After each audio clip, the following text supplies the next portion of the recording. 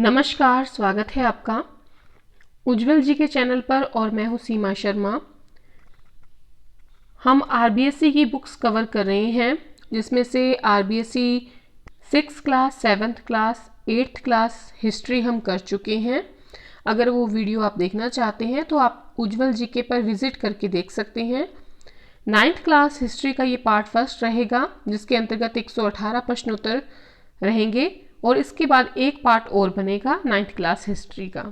साथ ही अगर आप ज्योग्राफी पढ़ना चाहते हैं, पॉलिटिकल साइंस पढ़ना चाहते हैं तो आप उज्जवल जीके पर विजिट करके वो सब देख सकते हैं। साथ ही राजस्थान जीके 6th 7th की मैं करवा चुकी हूँ, आप वो भी वीडियो उज्जवल जीके प्लेलिस्ट में जाकर देख सकते हैं। अगर आप चैनल पर नए हैं प्लीज़ चैनल को सब्सक्राइब कर लें, पास के बेल आइकन को ज़रूर प्रेस कर लें ताकि नई वीडियो की नोटिफिकेशन समय रहते मिलती रहे। तो जल्दी से पहला प्रश्न लेते हैं हम। चंद्रावती नगर किस नदी के किनारे बसा हुआ था? तो ये सेवानी नदी के किनारे बसा हुआ था चंद्रावती नगर। सिरोही जिले में विकसित हुई थी ये सभ्यता। देखिए, दूसरा जो अध्याय है 9th क्लास का उसमें सभी दर्शन हैं, लेकिन हम रीड स्पेशल के आधार पर ये लेसन कर रहे हैं तो वैदिक दर्शन को ही हम देखेंगे क्योंकि हमारे सिलेबस में वैदिक दर्शन ही है, इसलिए हम बाकी जो दर्शन हैं वो उनको एक बार नहीं पढ़ेंगे। ठीक है। चंद्रावती नगर जो है वो सेवानी नदी के किनारे बसा हुआ था। कालीबंगा से पानी के निकास के लिए नालियां बनाई जाती थी। कौन सी नालियां बनाई जाती थी? लकड़ी और ईंटों की नालियां बनाई जाती थी। कालीबंगा सभ्यता कहां पर विकसित हुई? हनुमानगढ़ जिले में। सिंधु घाटी सभ्यता के लोगों का व्यापार किन देशों के साथ होता था? तो ये होता था मिस्र, सुमेर, सीरिया के साथ। इसके अलावा भी कई देश हैं। मिस्र, सुमेर, सीरिया के साथ जो है व्यापार होता था सिंधु घाटी सभ्यता का। आहड़ वर्तमान में किस जिले में स्थित है? तो आहड़ जो है वो उदयपुर जिले में स्थित है। ताम्रयुगीन सभ्यताओं की जननी किसे कहा जाता है? गणेश्वर सभ्यता को कहा जाता है जो कि सीकर जिले में थी और सीकर जिले में है और कांतली नदी के तट पर विकसित हुई थी। सरस्वती नदी का उद्गम स्थल कौन सा है? तो शिवालिक की पहाड़ियां। चंद्रावती की खोज किसके द्वारा की गई थी? कर्नल जेम्स टोड के द्वारा की गई थी। और कब की गई थी? तो 1822 में खोज की गई थी। धूलकोट ताम्रवती नगरी के नाम से कौन प्रसिद्ध है या कौन सी सभ्यता प्रसिद्ध है? तो आहड़ सभ्यता कह लीजिए, धूलकोट कह लीजिए, ताम्रवती नगरी एक ही बात है और वर्तमान उदयपुर में ये विकसित हुई थी। भारत की कांस्य युगीन नगरीय सभ्यता के अवशेष प्राप्त हुए हैं? तो 1921 में प्राप्त हुए हैं हड़प्पा में, रावी नदी के पास से।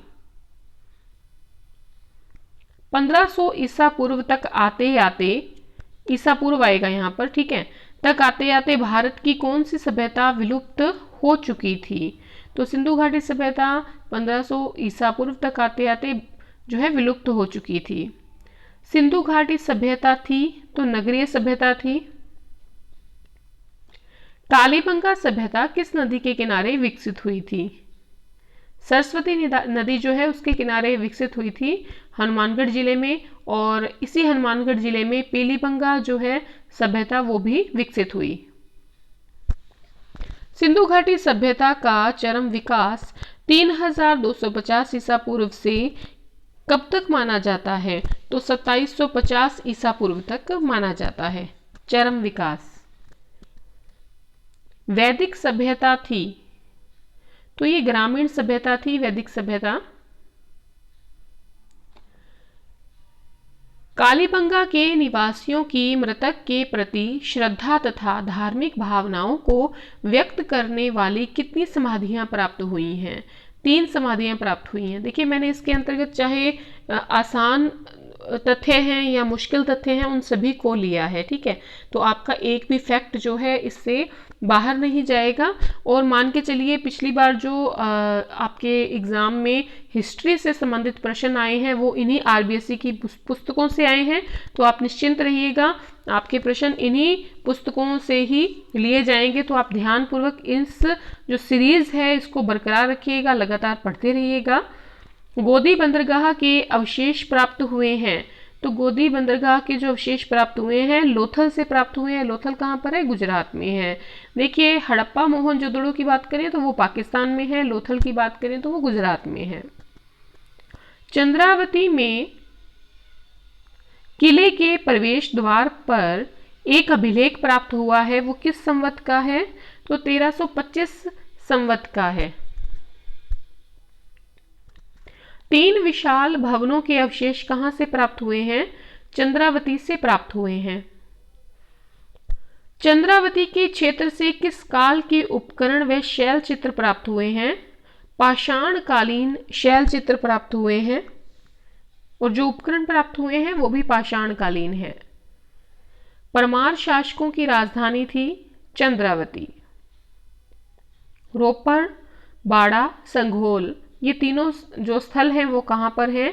पंजाब में। अगर रंगपुर की बात करें तो गुजरात में है। हड़प्पा स्थित है, हड़प्पा जो है मोंटगोमरी जिला पाकिस्तान में स्थित है। रोजदी स्थित है, तो रोजदी जो है वो कहां स्थित है? गुजरात में। किस जगह की खुदाई से 9 बार बसने और 9 बार उजड़ने का पता लगता है? तो मोहनजोदड़ो की खुदाई से 9 बार बसने और 9 बार उजड़ने का पता लगता है। मोहनजोदड़ो स्थित है, देखिए मोहनजोदड़ो का जो शाब्दिक अर्थ होता है वो होता है मृतकों का टीला। ये लड़काना जिला पाकिस्तान में स्थित है। अगर हम बात करें हड़प्पा की, वो मोंटगोमरी जिले पाकिस्तान में है, मोंटगोमरी जिला पाकिस्तान में स्थित है। मोहनजोदड़ो स्थित है लड़काना जिला पाकिस्तान में। वैदिक कालीन साक्षर महिलाएं थीं, तो गार्गी, मैत्रेयी और गंधर्व ग्रहिता, ये तीनों जो है साक्षर महिलाएं थी वैदिक काल की। सिंधु घाटी सभ्यता के समय बड़ी सड़कों की जो चौड़ाई होती थी वो कितनी होती थी? तो 10 मीटर के लगभग चौड़ाई होती थी। कहां से मकानों में 4 से 6 बड़े चूल्हे होने के प्रमाण मिले हैं? आहड़ सभ्यता में 4 से 6 बड़े चूल्हे होने के प्रमाण मिले हैं। तोल के बाट कहां से प्राप्त हुए हैं? चनहूदड़ो और कालीबंगा से प्राप्त हुए हैं। चनहूदड़ो से और कालीबंगा से तोल के बाट प्राप्त हुए हैं। ये पाकिस्तान में है चनहूदड़ो, और कालीबंगा आप जानते हैं हनुमानगढ़ में है। सिंधु घाटी सभ्यता का समाज था, तो ये कर्म आधारित समाज था। भीषक नाम के चिकित्सक का उल्लेख मिलता है, तो ऋग्वेद में मिलता है। भीषक नाम के चिकित्सक हैं उनका उल्लेख कहां से मिलता है? ऋग्वेद से।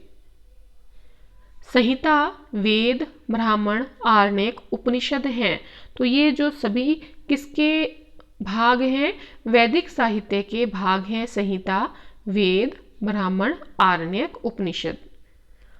दोहरी रक्षा प्राचीर के साक्ष्य कहां से प्राप्त हुए हैं? तो कालीबंगा से प्राप्त हुए हैं। दोहरी रक्षा प्राचीर का मतलब कि एक ही प्राचीर है जिसके अंतर्गत एक दुर्ग है, और दुर्ग को भी क्या किया गया है? एक प्राचीर से, यानी कि दुर्ग जो है एक प्राचीर में है के अंतर्गत है, और जो नगर है, ठीक है, जो सामान्य नगर है वो भी किसमें है? तो रक्षा प्राचीर में है। तो दोहरी रक्षा प्राचीर एक ये हो गई और एक ये हो गई। तो दोहरी रक्षा प्राचीर जो है उसके साक्ष्य कालीबंगा से प्राप्त होते हैं। वैदिक काल में जन के नेता को क्या कहा जाता था? तो जन के नेता को गोप, रक्षक, राजन, इन तीनों नामों से जाना जाता था। देखिए शासन का सर्वोच्च अधिकारी वैदिक काल में ये जन का नेता ही होता था।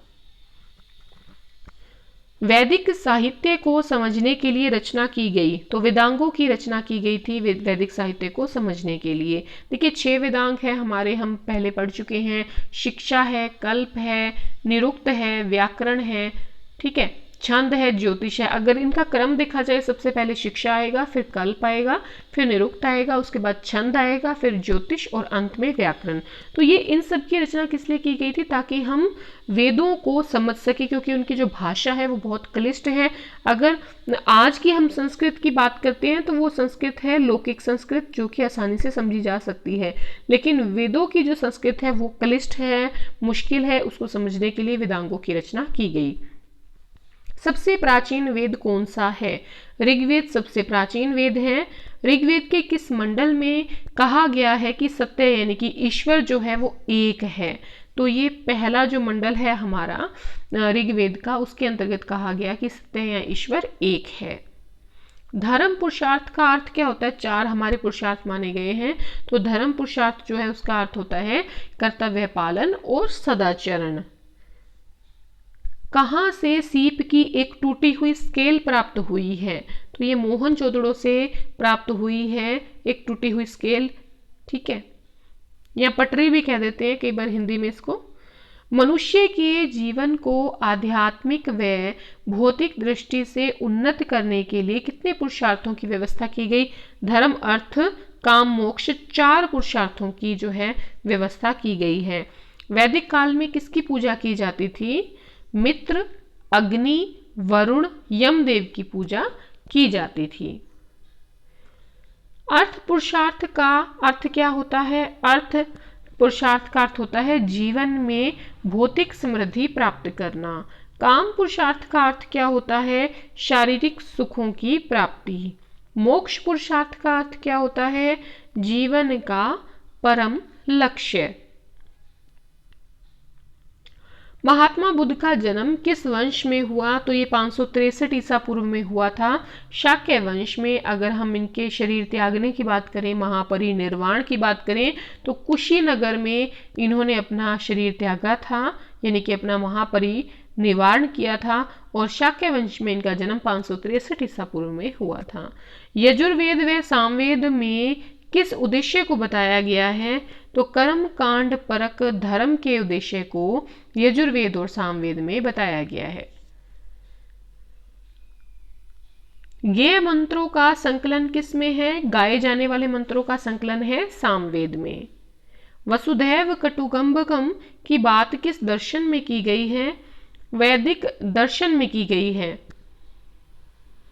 कौन सा वेद प्रधान रूप से धर्म परक सूक्त है? ध्यान रखिएगा, कौन सा वेद प्रधान रूप से धर्म परक सूक्त है? तो ऋग्वेद है।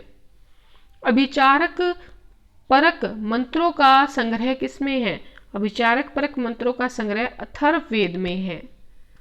बृहत्तर भारत के समय माशक व काकणी क्या थे? तो ये तांबे के सिक्के कहलाते थे, ठीक है। काकणी और माशक क्या थे? ये तांबे के सिक्के कहलाते थे।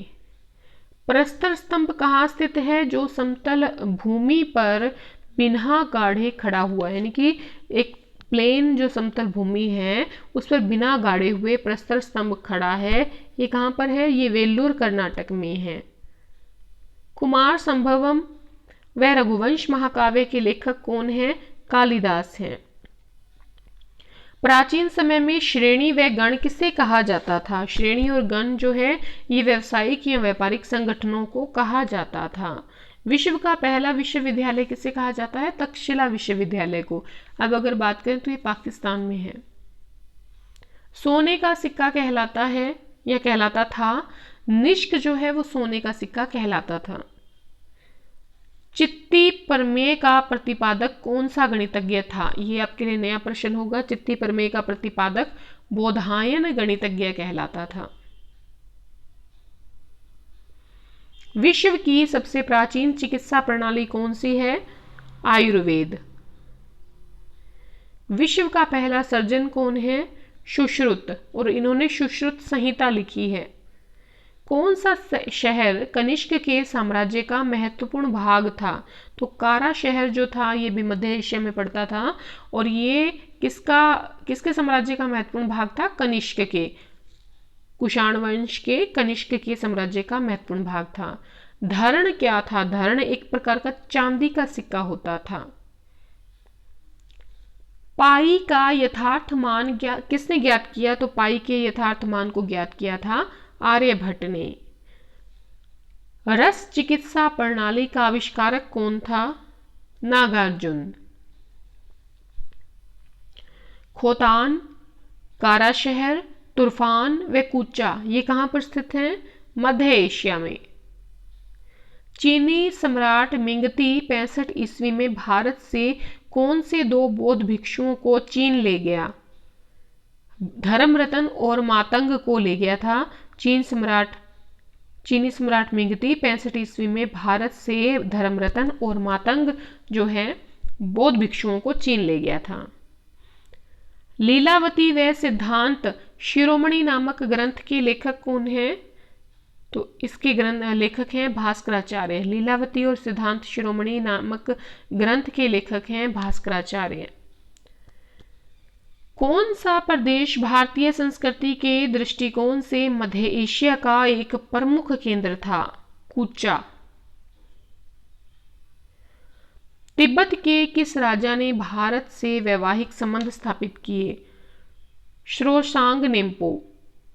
ये कहां के राजा थे? तिब्बत के। सूर्य व चंद्र ग्रहण के कारणों को सर्वप्रथम किसने स्पष्ट किया? सूर्य व चंद्र ग्रहण के कारणों को सबसे पहले आर्यभट्ट ने स्पष्ट किया था और पाई का यथार्थ मान भी आर्यभट्ट ने दिया था। 9वीं 10वीं शताब्दी में पागन राज्य की स्थापना किस देश में हुई थी? म्यांमार में। कंबोडिया के प्रसिद्ध, ये महत्वपूर्ण प्रश्न है। देखिए ये जो अभी प्रश्न आया था सूर्य और चंद्र ग्रहण के कारणों को सबसे पहले किसे स्पष्ट किया? आर्यभट्ट ने। ये भी महत्वपूर्ण प्रश्न है। साथ ही ये भी महत्वपूर्ण प्रश्न है, कई बार पूछा गया है, कंबोडिया के प्रसिद्ध अंगकोर वाट नामक विष्णु मंदिर का निर्माण किसने करवाया? तो सूर्यवर्मा द्वितीय ने करवाया। ठीक है, प्रथम ने नहीं करवाया, द्वितीय ने करवाया है। ताम्रपुर, विक्रमपुर, आढ़ेपुर आदि भारतीय नगरों के समान नाम वाले नगर किस देश में स्थित हैं?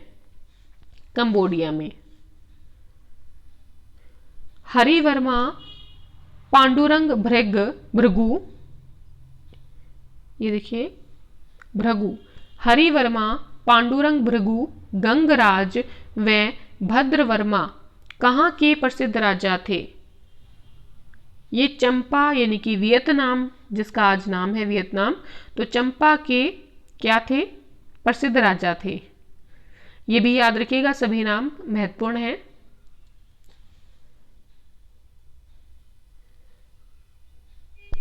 कंबोडिया में स्थित अंगकोर थोम नामक एक और विष्णु मंदिर का निर्माण किस शासक ने करवाया? जयवर्मा सप्तम ने। चंपा की राज्य भाषा क्या थी? चंपा की राज्य भाषा क्या थी? तो संस्कृत थी। वियतनाम का नाम है चंपा, प्राचीन नाम। आराकन, शीरी क्षेत्र, यातोन, तोगोंग व पिगु कौन से देश के प्रसिद्ध स्थान हैं? तो बर्मा के प्रसिद्ध स्थान है। भद्रवर्मा, ये सेकंड ग्रेड में प्रश्न पूछा गया था। भद्रवर्मा द्वारा निर्मित माइसन का मंदिर कहां पर स्थित है? तो ये वियतनाम में स्थित है, चंपा में स्थित है। प्रथम शताब्दी ईस्वी में किस भारतीय ने कंबोडिया में वहां की नागी जाति की शोभा नामक कन्या से विवाह किया और वहां के निवासियों को कपड़ा पहनना सिखाया? तो कौंडिन्य जो है, कौंडिन्य, तो कौंडिन्य जो है इसने पहली शताब्दी ईस्वी में नागी जाति की शोभा नामक कन्या से विवाह किया था और वहां के निवासियों को कपड़ा पहनना सिखाया था। करमपुर, कलशपुर, कटाह व पहंग आदि किस देश के प्रसिद्ध प्रमुख राज्य थे? तो मलाया के प्रमुख राज्य थे। एक बार पुनः देख लीजिए, करमपुर, कलशपुर, कटाह व पहंग जो है ये किस देश के प्रसिद्ध प्रमुख राज्य थे? मलाया। मलाया द्वीप जो है इसका वर्तमान नाम क्या है? मलेशिया। ठीक है। भारतीयों ने कब जावा में अपना उपनिवेश स्थापित कर लिया? 65 ईसा पूर्व में। देखिए इंडोनेशिया के द्वीप हैं, कौन सा, जावा हो गया, साथ ही सुमात्रा हो गया, ये जो है ये किसके द्वीप हैं, इंडोनेशिया के। तो भारतीयों ने जावा में 65 ईसा पूर्व में अपना उपनिवेश स्थापित कर लिया। लव देश की आदि देवता कौन है, भद्रेश्वर। लव देश का आज नाम क्या है, लाओस।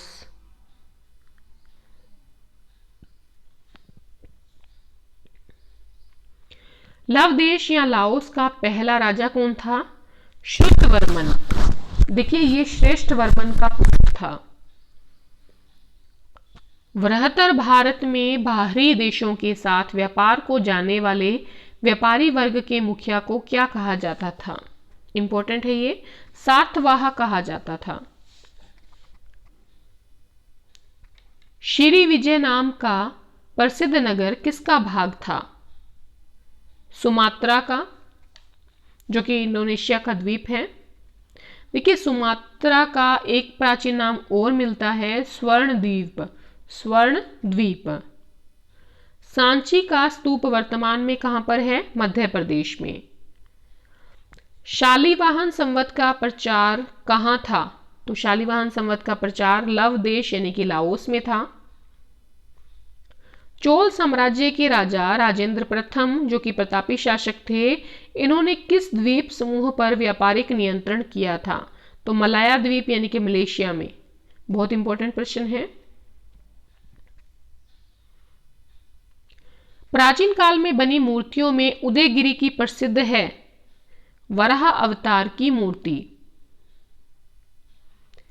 श्री कृष्ण के जन्म के दृश्य की मूर्तियां कहां की प्रसिद्ध हैं, पाथारी की। कहां की प्रसिद्ध हैं, तो पाथारी की प्रसिद्ध हैं। देवगढ़ के मंदिर में किस भगवान की मूर्ति है, तो विष्णु भगवान की मूर्ति है, प्रसिद्ध है देवगढ़ का मंदिर।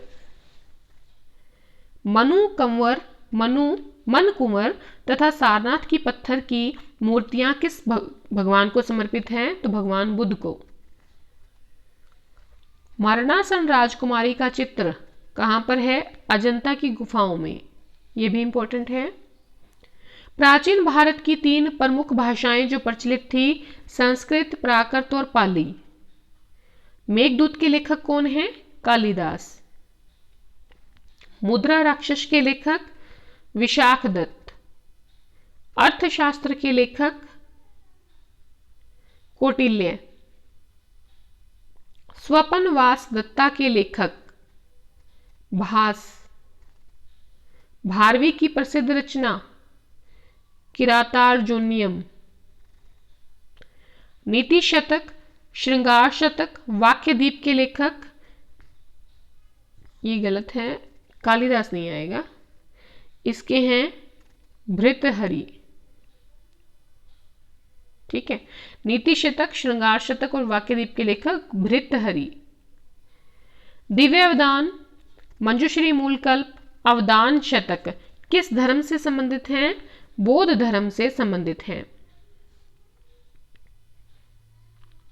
कुमार संभव, रघुवंशम, मेघदूत, विक्रम उर्वश्यम, मालविका अग्निमित्रम व अभिज्ञान शाकुंतलम के लेखक कौन है, कालिदास। ठीक है, साथ ही इन्होंने मेघदूत की भी रचना की है। ठीक है, चलिए देखिए एक बार ध्यान से देखिए, जो कुमार संभव है और रघुवंशम है ना, ये क्या है, ये तो कालिदास के महाकाव्य हैं। आपसे पूछ लिया जाए कौन से महाकाव्यों की रचना की है, तो कुमार संभव और रघुवंशम की। अगर मेघदूत की बात करते हैं और साथ ही ऋतु संहार की बात करते हैं, तो ये खंड काव्य हैं। मेघदूत और जो ऋतु संहार है ये खंड काव्य है कालिदास के। और नाटक कौन कौन से हैं, विक्रम उर्वश्यम, मालविका अग्निमित्रम और अभिज्ञान शाकुंतलम, तो ये तीनों नाटक हैं। जैन साहित्य जो प्राकृत भाषा में है कहलाता है आगम। प्राचीन काल के प्रसिद्ध जैन साहित्यकार जो गुजरात के हैं, हेमचंद्र।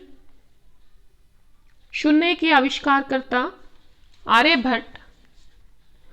वर्गमूल व घनमूल निकालने की पद्धति का सबसे पहले आविष्कार किसने किया, आर्यभट्ट। धनात्मक संख्या को 0 से भाग देने पर भागफल अनंत होता है, यह ज्ञान किसके द्वारा सबसे पहले दिया गया? भास्कराचार्य द्वारा। आयुर्वेद का जनक धन्वंतरी।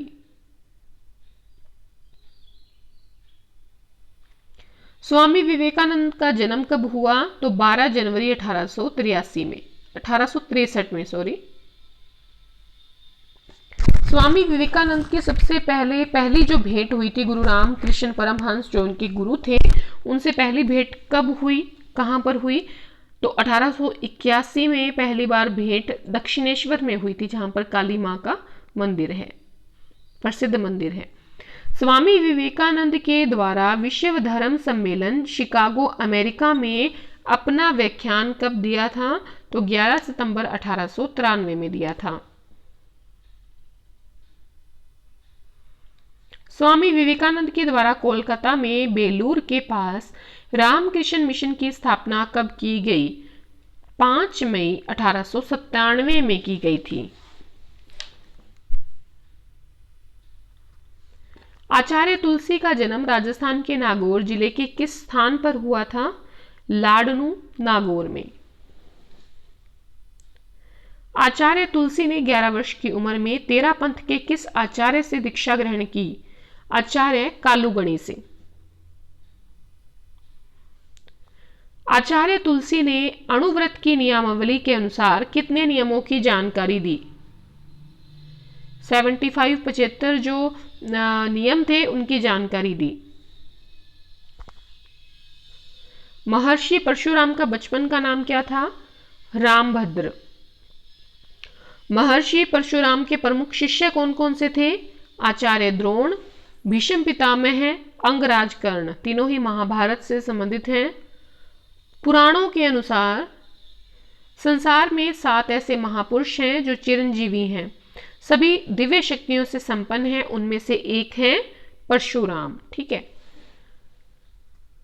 तो इस प्रकार से आज हमने 118 प्रश्नोत्तर कर लिए हैं। हमारा जो एक पार्ट है वो समाप्त हो गया है 9th क्लास का आरबीएससी की बुक्स का, और एक पार्ट रहता है वो हम जल्दी लेकर आएंगे आपके सामने। उसके बाद हम 10th क्लास की हिस्ट्री देखेंगे। ठीक है, तो अगर आपको वीडियो ज़रा सी भी पसंद आई है, प्लीज़ अपने मित्रों में जल्दी से शेयर कर दें, लाइक करें, ताकि हमारा जो है हौसला जो है बढ़े। और अंत तक अगर आप बने रहे हैं तो उसके लिए बहुत बहुत धन्यवाद।